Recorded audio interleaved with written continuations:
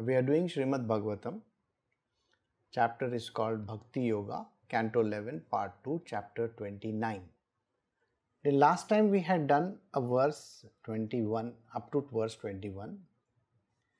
So today we are going to open with verse 21 itself, because verse 22 is nothing but supporting of 21. So we will just continue from 21 onwards. O Uddhava, greatest of saints, in a dangerous situation, an ordinary person cries, becomes fearful and laments. Although such useless emotions do not change the situation. But activities offered to me without personal motivation, even if they are externally useless, amount to the actual process of religion. So, here Krishna is telling Uddhava, in a dangerous situation. Dangerous situation actually doesn't mean dangerous situation. It means that there are some obstacles that might have come, there are some difficult situations, there could be some severe circumstances, there could be something which can disrupt a path of life. That means there is a smooth path that is there and it has got disrupted. Some kind of a difficulty has arisen. So when a difficulty arises, or even if there is a small hiccup in the system, a man becomes fearful and laments.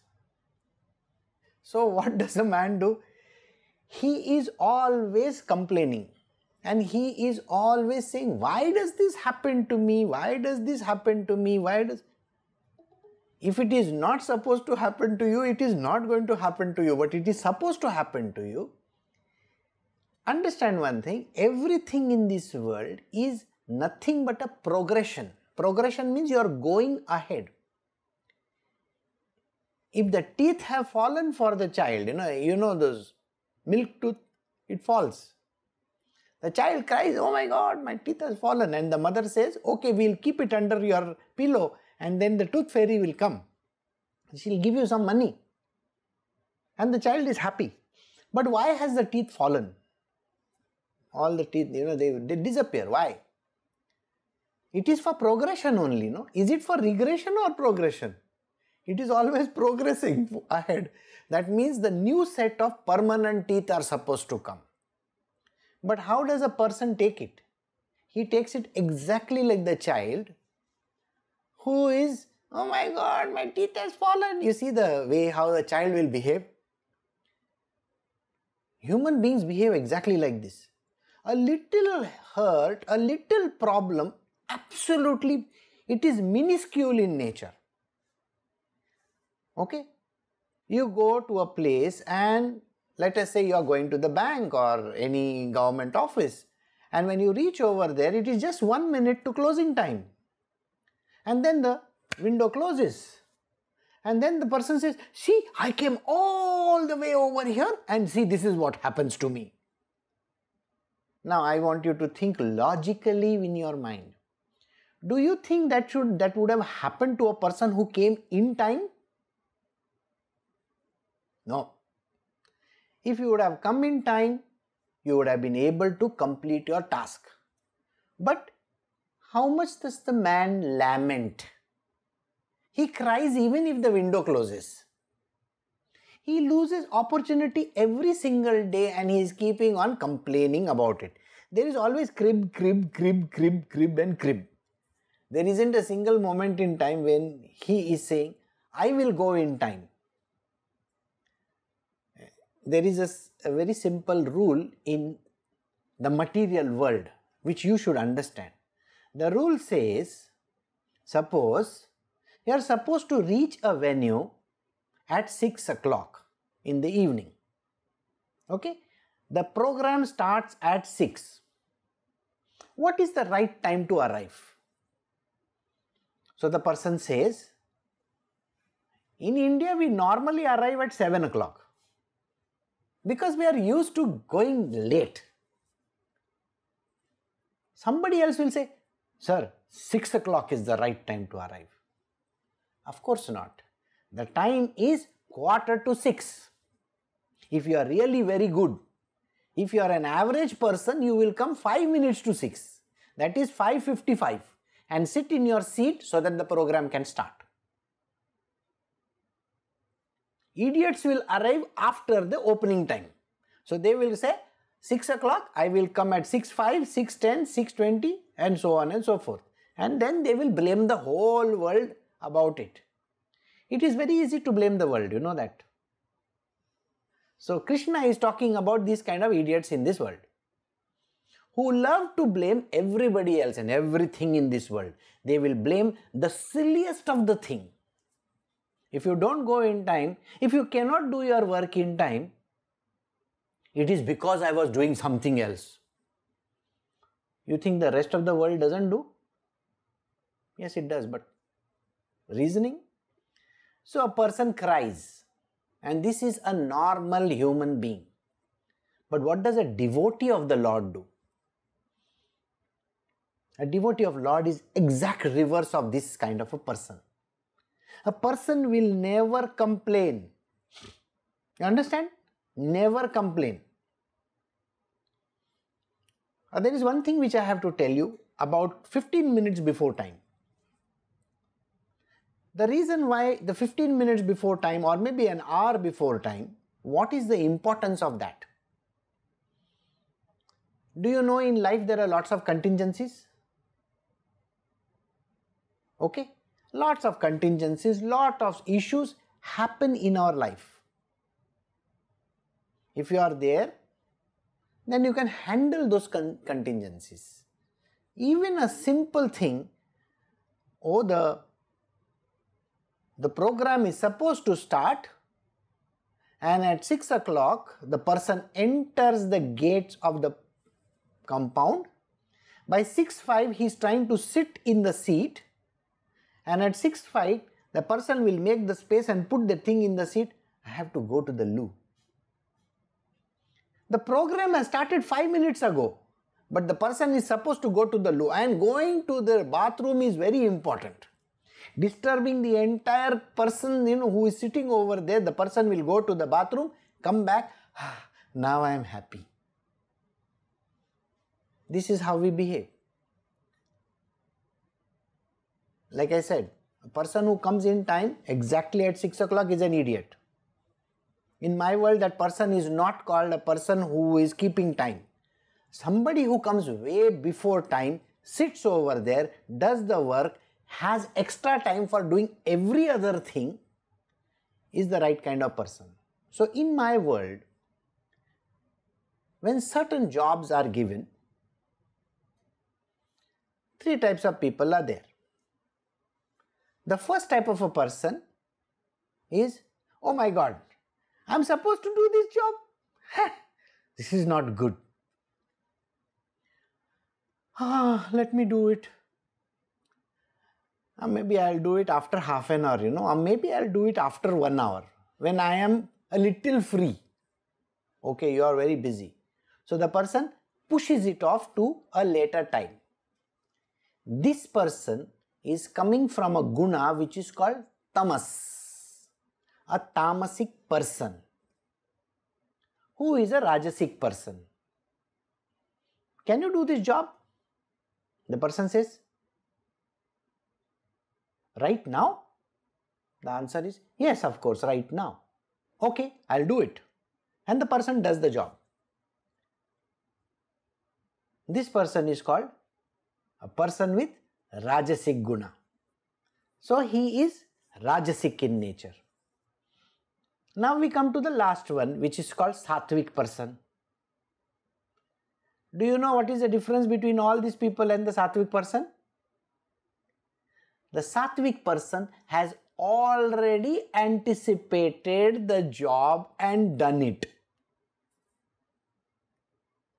So, I don't have to tell the person, do this job. It is anticipated and finished. And then my words will go, we have to do this job. So the person says, Guruji, I have done it. Now do you understand the difference between these 3 kind of people? So, in this situation, when verse 21 is concerned, the person is fearful and laments. If I have to ask you the question, which guna does he exhibit? You know very well he is from the tamoguna, that is, he is tamasic in nature.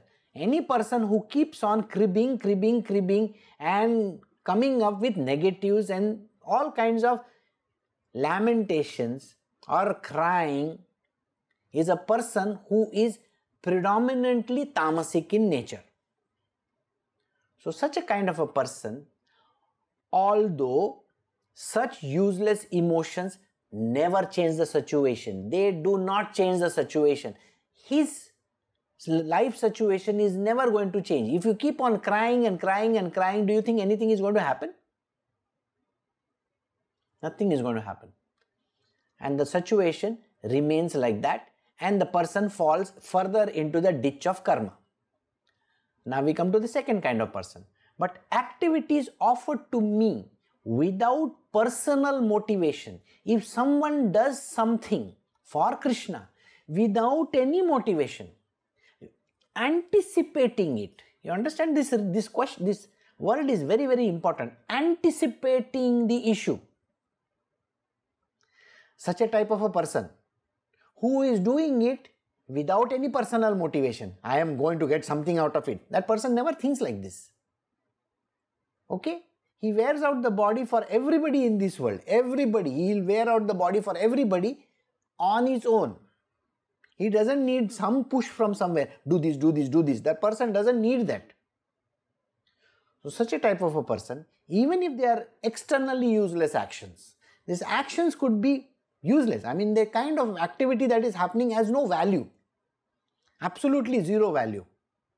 Actually amounts to the actual process of religion. So the activity may not be important, may not have that much of value, but when it is done for Krishna, selflessly, don't forget this word, selflessly. That means never put yourself first. Do it selflessly. See, the word is selfless. The word is selfless. That means it is not for the self, not for I, me, myself. Got it? It is removing the self out. Without any motivation or any impetus from outside, any push from outside, you have to do it. And when you do that thing, that kind of a job is actually called a religious activity. It is actual process of religion. Did you get this verse clearly? I have taken a few minutes to tell you the verse again. Last time I explained it, but this time I wanted you to understand this is a very, very important verse. So any activity in this world, any activity, you can be doing anything, even the stupidest of the act. Stupidest of the act is you could be, removing the weeds from the garden. You may say, it's a stupid act, but actually it's a very important act. We cannot understand when you remove the weed, you don't understand. Okay? Or when you are presenting a flower and you are removing the thorns from it. Why? You may think it's a useless act. No, it's a useful act so that the other person doesn't get hurt. The thorns can, rose have thorns. So the person can get hurt. So you are removing the thorns so that the person doesn't get hurt. So you may say it's a useless act, but no, it's not a useless act. So Krishna says any kind of activity, according to you, it may be a tough act. It can be a worthless act. And if you keep on cribbing about it, then you are gone. Then it is not a religious act at all. But if you do it dedicated to me, if you do this action dedicating it to me and without any personal motivation, then that action is called the process of religion. Now, the next verse, verse 22, Bhakti-yoga, Canto 11, chapter 29 from the Srimad Bhagavatam. This process is the supreme intelligence of the intelligent, the cleverness of the most clever, For by following it, one can in this very life make use of the temporary and the unreal to achieve me the eternal reality. And this is a very great promise. To every human being, this is a promise. Whoever is hearing these words and whoever is reading these words and whoever will hear these words, please remember, this is a promise of Krishna. What is he saying? If you were to follow verse 21 and not crib over any situation, don't crib, don't lament, don't get upset, just do the job. Dedicating the job to me. Even if it is a worthless job, you will be doing religious work which will lead you to Krishna. This process, what I said just now, this process is the supreme intelligence of the intelligent. That means there are intelligent people, they are supremely intelligent. There are clever people, they are supremely clever if they do this thing correctly. First, stop cribbing, stop giving negatives, stop giving I can't do, this is not possible, lamentation. You understand lamentation means what? I don't have to tell you that. We all lament, isn't it? If some work comes our way, why should I do it just now? This can be done later on. No. Do it without questions, dedicating it to Krishna alone. It may be the most useless work of all. So did you understand? Do not crib. Even if it is lifting one thing and keeping it up, a lot of things fall on the floor. We don't pick them up.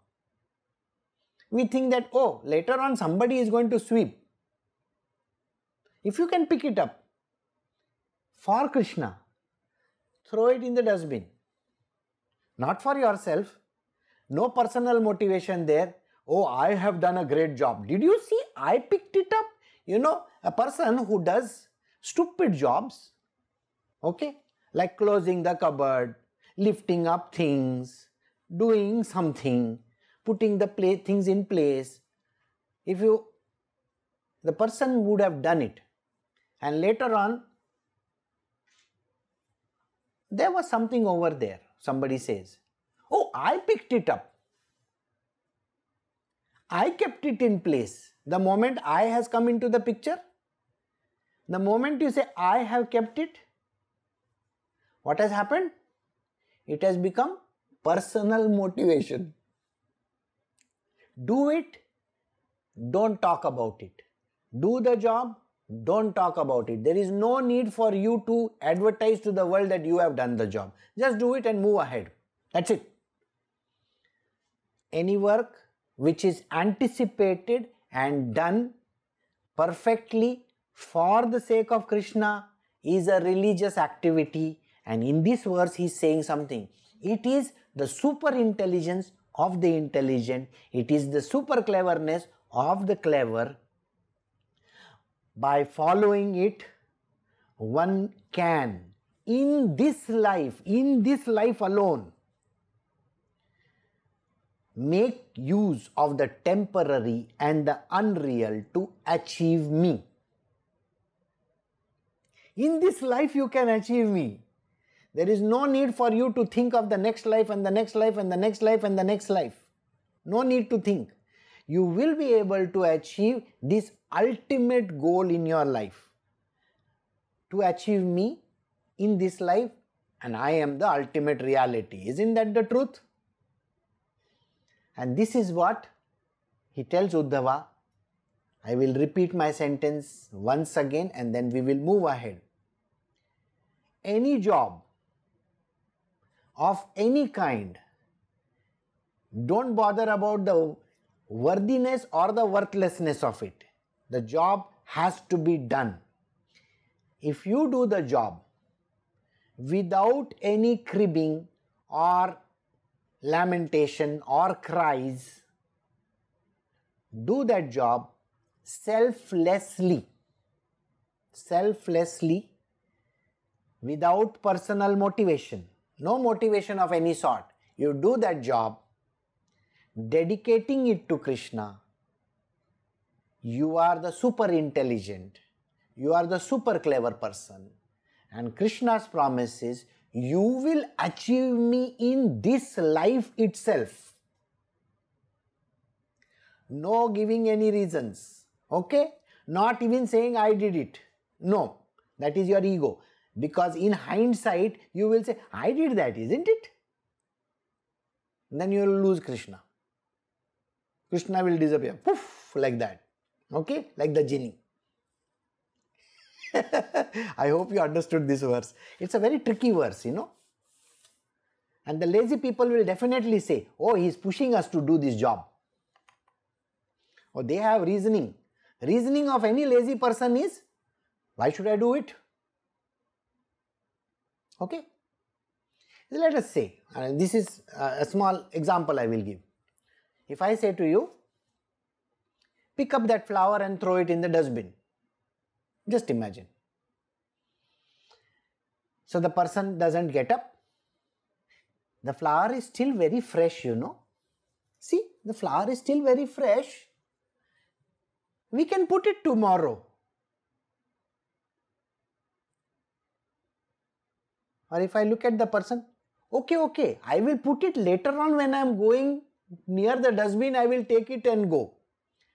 If you are giving this kind of reasoning, your mind has come into play. Suppose I say, everybody is sitting. I say to that person, can you sing a song? No, oh God. You are not even giving me time to prepare for this song? Okay, I don't remember any song. See, these are the reasoning that person gives. I can't sing it. What will everybody think? Do you think I know the words? No, I don't remember the words. These words are not there. Can you sing the song? I don't mind even if you have a crow's voice. You know how a crow does ka, ka, ka. Even if you sing in that voice, it does not matter to me. But can you sing? The person gives 100 reasons why they cannot do it. Now apply verse number 21. What has happened? Using your mind, giving reasoning. What are the reasonings that person has given? In an ordinary or a dangerous situation, the person cries. Yeah, like, I cannot do it. This is not possible. I am not, my mind is not, this is not correct. I cannot remember the words. I need a mic. I need an audience. You are telling me just now, suddenly, how can I sing that song for you? So such kind of a person becomes fearful and laments. Fearful and laments. The person will say, I am not afraid. You tell me tomorrow, I will do it. No, you have been told to sing a song. And it has been told right now. So the person puts all these things in the middle, using the mind. When you use the mind, what has happened? Karma has happened. Where is selflessly over here? No selflessly over here. Personal motivation, oh my God, you need, a lot of push over there. Come on, that is not, you are doing it because of personal motivation, and later on the person will say, okay, I will sing, okay. And then after that the person will turn around and say, didn't I sing? It is with personal motivation you sang. It is with prodding you did. And when you do that with prodding and with a lot of, hoo-ha, you are crying, you are fearful, you are lamenting, you have committed a sin, which means karma. And there is no redemption for that. No redemption. Then what happens? It becomes a karmic activity because there is a personal motivation. Let us say you have done and later on said, didn't I sing?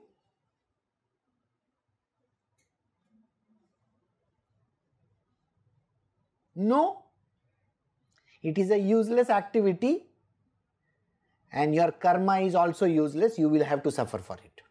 Don't even say those words. It has to be selflessly. Remember this word. Without motivation, selflessly, just do the actions. Then you will reach me. So I hope you understood this. Very good. Thus I have related to you, both in brief and in detail, a complete survey of the science of absolute truth. Even for the demigods, this science is very difficult to comprehend. You know how many times I have explained that verse now? Do you remember? Many times. Because even after drilling it, in computer world you say hard coding it. Hard coding it is putting inside that chip coming from Intel and all those places. It is hard coded inside. Later on somebody is not writing, even after doing that the person doesn't understand. They are indignant. They are angry. You can't be. You are not allowed to be. You cannot say a lot of things. You have to listen and do it. Right?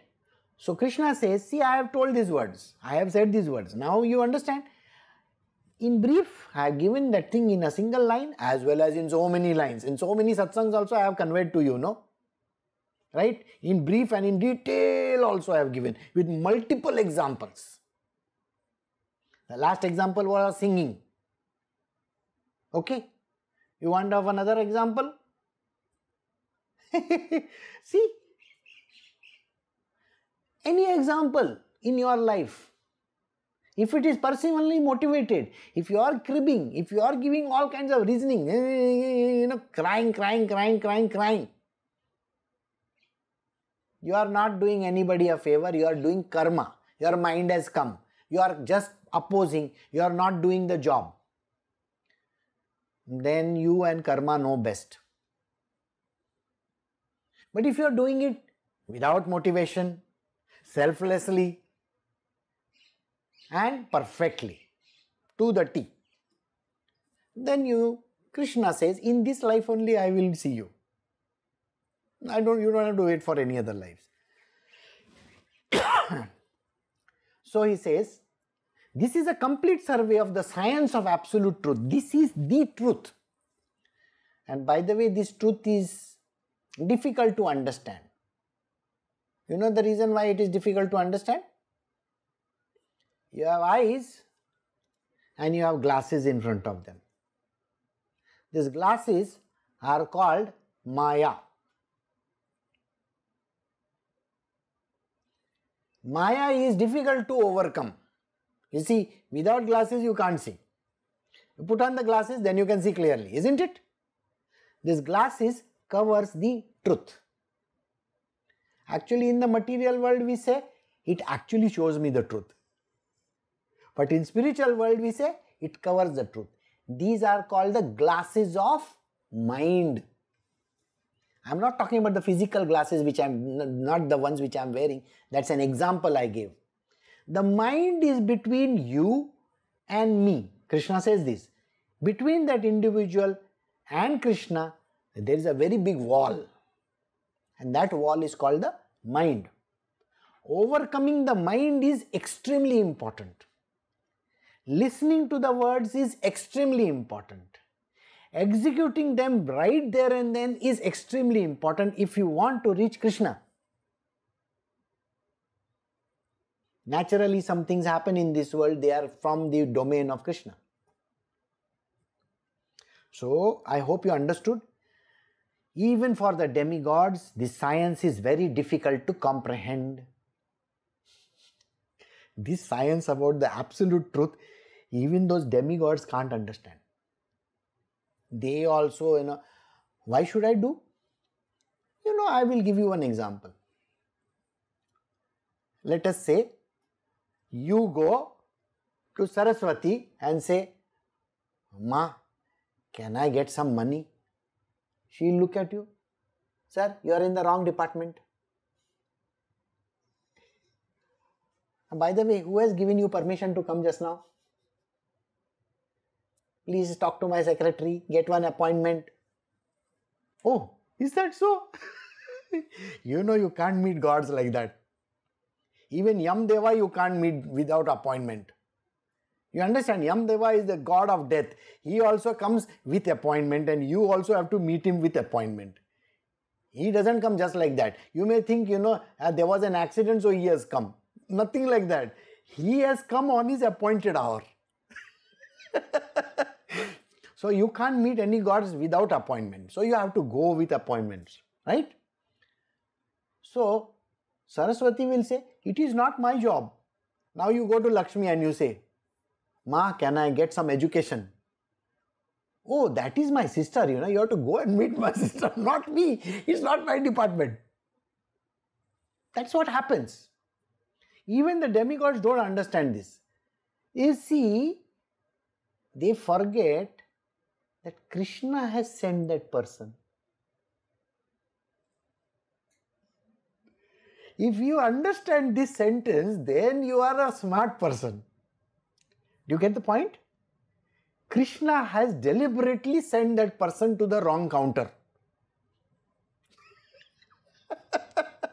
And the demigods don't understand this. They say, this is not my job. If they accept it as their job and do that job, they will rise higher than their position. Because now they have a greater purview. You understand purview means what? The circle of influence. Their circle of influence is bigger. Some people will say, this is all the work I am supposed to do. No. You want to rise higher in this universe, in this creation, you should be able to do all other job that comes your way. In office we have this, in companies, offices, institutions, everybody will say, they will shun the work that comes their way. Suppose there is some Excel sheet that you have to create. The boss says, can you create this Excel sheet? You go and tell the boss, boss, today Mary has not come to work, She normally does that Excel sheet. So the boss looks at her, okay, then tomorrow when she comes, do it. But let us say, you do the job. Have you superseded Mary? Of course you have done Mary's job. That means you know how it is to be done. Has your knowledge increased? Of course your knowledge has grown. If your knowledge increases, what is it that you have gained? You have gained a lot of understanding of the subject. If you gain understanding of the subject, don't you think that you will be using that knowledge in the future? See? Did you understand what I am saying? Let us say there is an actor. This actor is Dirty Harry, Mr. Clint Eastwood. Okay? He is an actor. So there is a director, somebody is a director, I don't know, I'm just giving a hypothetical situation. And he's taking the shot. It so happens that the next day the director falls ill. And when the set is ready, when everybody has come to work and the director has not come to work, the work comes to a standstill. You know that? You have to pay everybody, isn't it? Everybody has turned up for the job. The boss has not come. Does it mean that the people should not be paid just because the boss has not come? No, the boss has not come. So, let us say the actor says, I will direct. So, think about it. Has that actor superseded his capacity? Of course. Has the actor shown a lot of enthusiasm for doing that job? Yes. Will he learn more? Yes. Can he replace the director tomorrow?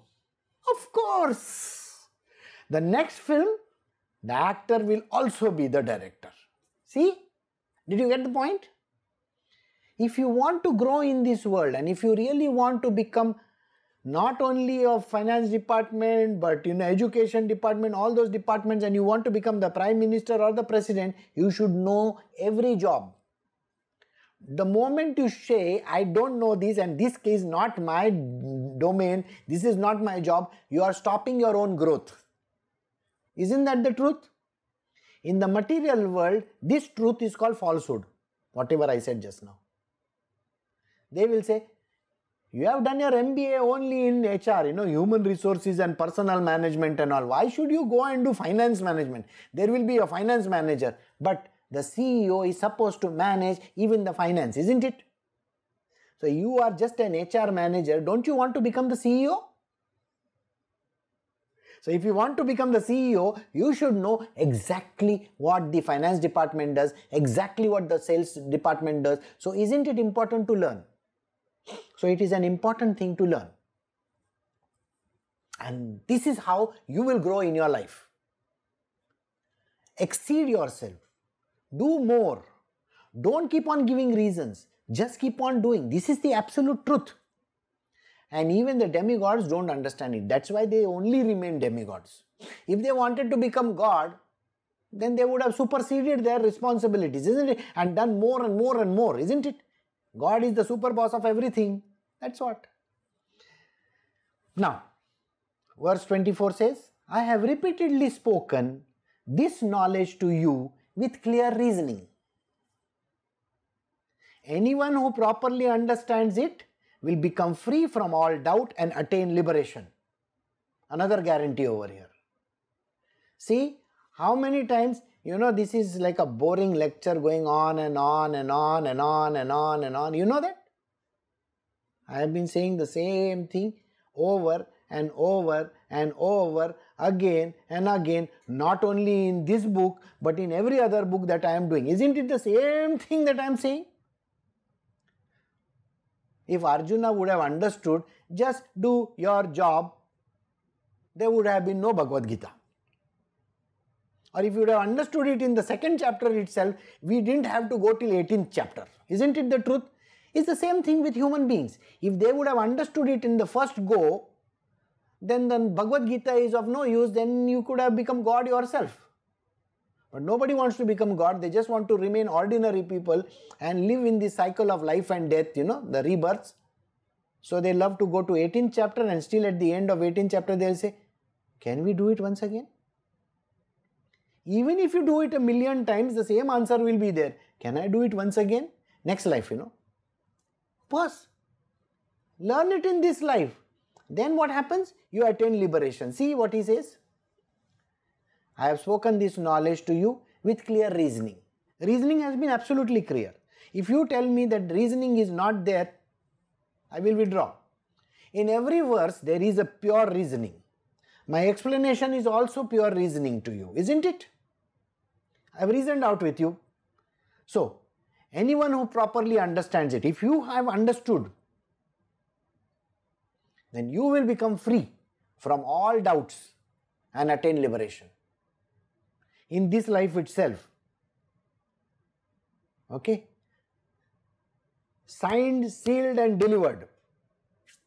Okay? It's like that. Signed, sealed and delivered to you. In this life you can become liberated if you can understand this little thing. Alright? Anyone who fixes his attention on these clear answers to your questions will attain the eternal confidential goal of the Vedas, the supreme absolute truth. So, anyone who fixes his attention, we have to be attentive. Attentive to what level? If the AC is on also, you should not feel cold. That kind of an attention. You understand what I am saying? If you are focused on feeling cold or moving your ass like this, then you have not understood. Single pointedly, if you understand, you fix your attention on these clear answers. My answers were absolutely clear. To the questions of Uddhava, they will attain the eternal confidential goal of the Vedas. Whatever is written in all the holy books can be attained. And what is written in the holy books? How to get to the supreme absolute truth. You understand? The Vedas, the Bible, the Quran and every other book only talks about the supreme absolute truth. This is what all the holy books speak about. You will attain that absolute, supreme absolute truth. And there are no two ways about it. Have no doubts. Single pointed attention only into this. Then knowing these answers and doing the jobs which you are supposed to do without questioning. One who liberally disseminates this knowledge among my devotee is the bestower of the absolute truth, and to him I give my very self. He is telling me. Because I am disseminating this knowledge, I am telling you all this knowledge, isn't it? See, if I tell you all this knowledge, and it's the same thing, you tell it to other people. If you have understood this, tell it to other people. Do your job without motivation, that selflessly, whatever that comes your way, perfectly. You have to do your job perfectly. That means putting all your effort into it. And no cribbing and all. No cribbing, no saying, hey, this is very tough, I cannot do this. All those kind of, don't bother. Just do it. Don't say, I can't sing. You can sing like a crow also. Does not matter. Don't say, I can't dance. You can dance with 2 left feet also. Does not matter. Don't say, I can't cook. You can cook also. It does not matter even if there is extra sugar or extra salt in it. Does not matter. It is a useless activity, isn't it? But if you do the useless activity for the Divine Lord, He doesn't consider it as useless at all. He accepts it and you can get liberation in this life itself. This is what you have to dedicate it to Him, do it exclusively for Him. So one who disseminates this knowledge, so if I have given this knowledge to you and if you have understood, it is good, extra marks for me also. See, poor me. So, if I disseminate this knowledge among the devotees, is the bestower of absolute truth. So, I have become sort of, okay, I can bestow the absolute truth on you. And then what happens to me? To him, I give my very self. So, Krishna will give himself to me. So nice, no? So, for you also, it's the same thing. If you can give this knowledge to people around, Krishna will give you definitely some shares in his company, don't worry. Like Google shares, or all the shares are there. So, share of Golok Vrindavana. Who knows? So, that was only in fun. He will definitely give you an ownership in Vrindavana. What do you say? He who loudly recites this supreme knowledge, which is most lucid and purifying, becomes purified day by day, for he reveals me to others with the lamp of transcendental knowledge. Now, this is another verse which we need to understand. In this, he who loudly recites. Last evening, we were having a satsang. And this is what came up. There are 4 kinds of sounds. 4. The way I am speaking is the first one. Okay? If I were to speak lowly, can you hear? No. This is under the breath. That is the second sound.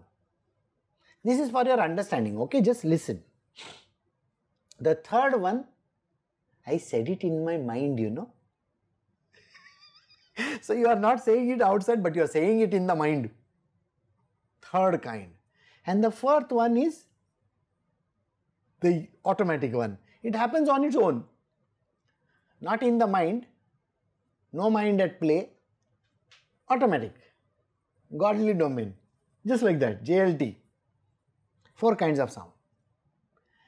Krishna says, now this goes in our life also. There is a husband and a wife. Okay? The husband says, my wife knows I love her.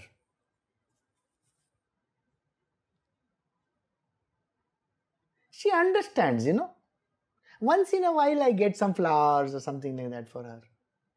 She understands. See, I come home early sometimes. She understands. And the wife says every day, I love you, I love you, I love you, I love you, I love you, I love you. And the man says, I get irritated with this kind of a... She is saying it, he is not saying it. There's a big difference, isn't it? Who is better? The one who says it is better. The one who doesn't say, how will the world know? Nobody knows. See, this is a material worldly understanding. Now I will give you another example.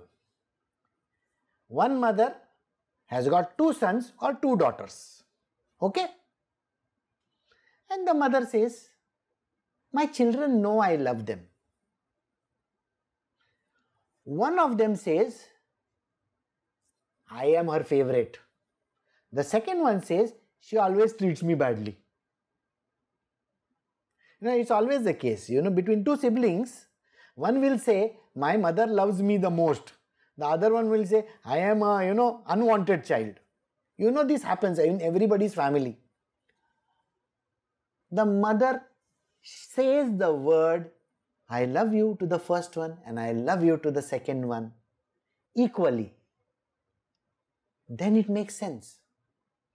But if the mother thinks they understand I love them and never says a word, then these 2 are going to have thoughts in their mind, she loves me the most, and the second one will say, she doesn't even love me. This is how it works.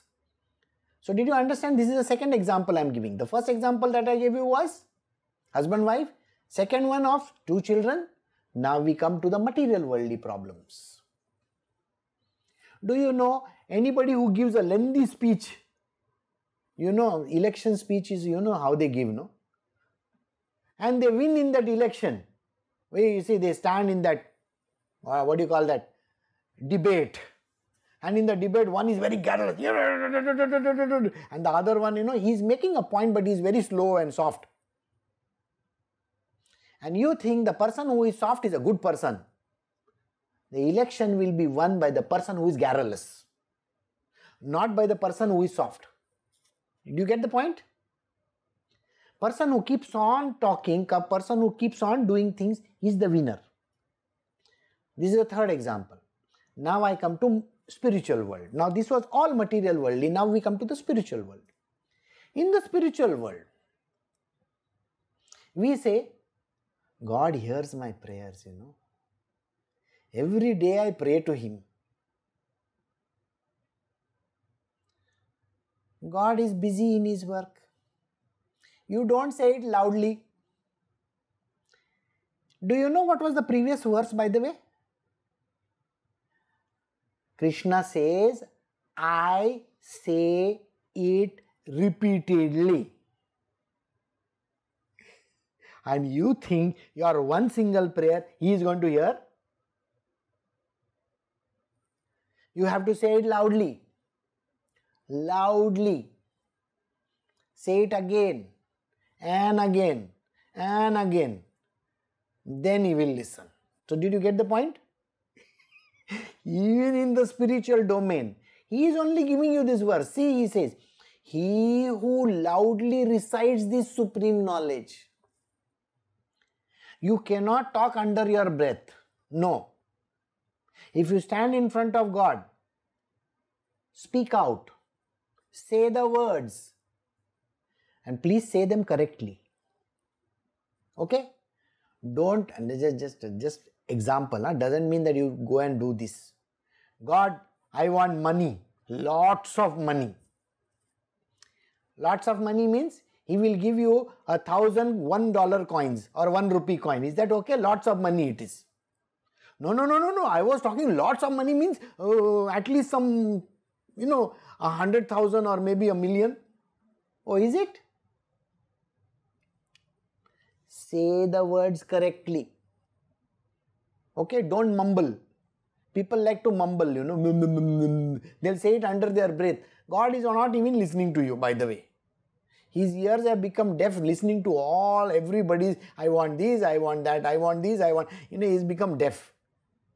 So to get your words correctly to him, say the words correctly. That means all prayers have to be done perfectly, clear pronunciation, absolutely to the T. They should be audible.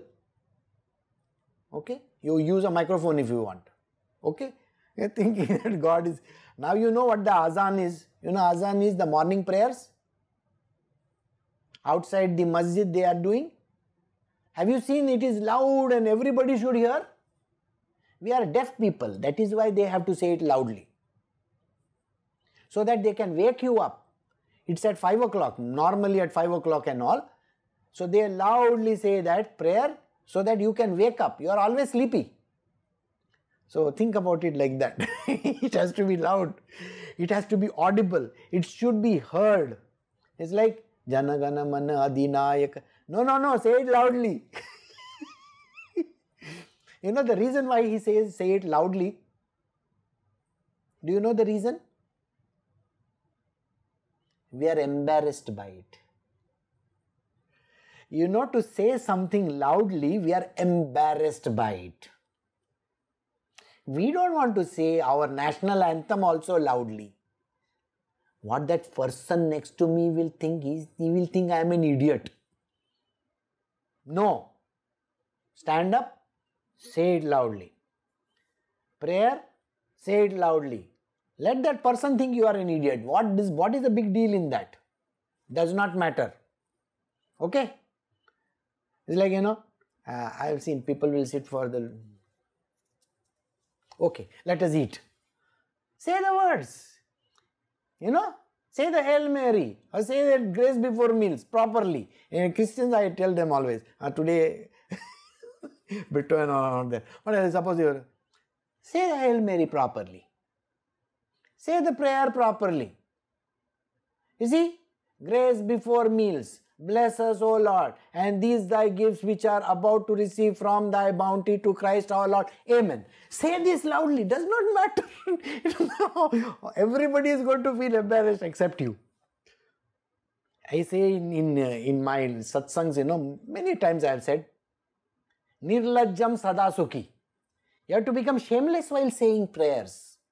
Don't have shame. Don't have that kind of thing. So he says, any person who loudly recites this knowledge, which is most lucid. Lucid means the clarity is there. There's nothing like this. It is lucid, clear-cut understanding and purifying. When you say something clearly, your diction is clear, your voice is resounding, things are perfectly in place, then they are purifying. If you are mumbling something, if you are saying something in the mind, some people talk to them. Don't talk to yourself. Your mind is talking. Don't do that. Don't talk to yourself. If you talk to yourself, you are an idiot. Your mind is talking. See? Then you are an idiot. Then the world will say, oh, he's thinking. That is why he talks to himself. No. When you speak to the Lord, speak openly, clearly, lucidly, absolutely, perfectly. Then what will happen? Then you will get purified day by day. Your purification will happen. For he reveals me to others. So when you say the name of the Lord to other people, so if I am telling you this very clearly, is my diction very clear? Can you hear me? Am I saying it loudly? Of course. If you can hear me clearly, if your eardrums are hurting, oh my God, he's shouting in my ear. I will shout. So that the name of the Lord at least enters that dumb brain of yours. See? You understand why I shout? At least that words will reach somewhere inside. It will hurt you to hear those. So that is how you have to say. For he reveals me, because the person reveals me. That means Krishna is revealed to everybody with the lamp of this transcendental knowledge. So when you are giving this knowledge to other people, say it loud and clear. Okay? What knowledge are we talking about? Recap. The knowledge is do the job that comes to you naturally, without cribbing, without putting any obstacles in the way, doing it perfectly, dedicating it to Krishna alone.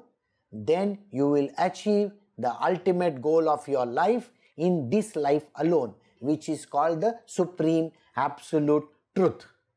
Got the answer? One single line. And that is what is the Supreme Absolute Truth. So we have come till verse 27. We will do verse 28 tomorrow. So we will stop over here.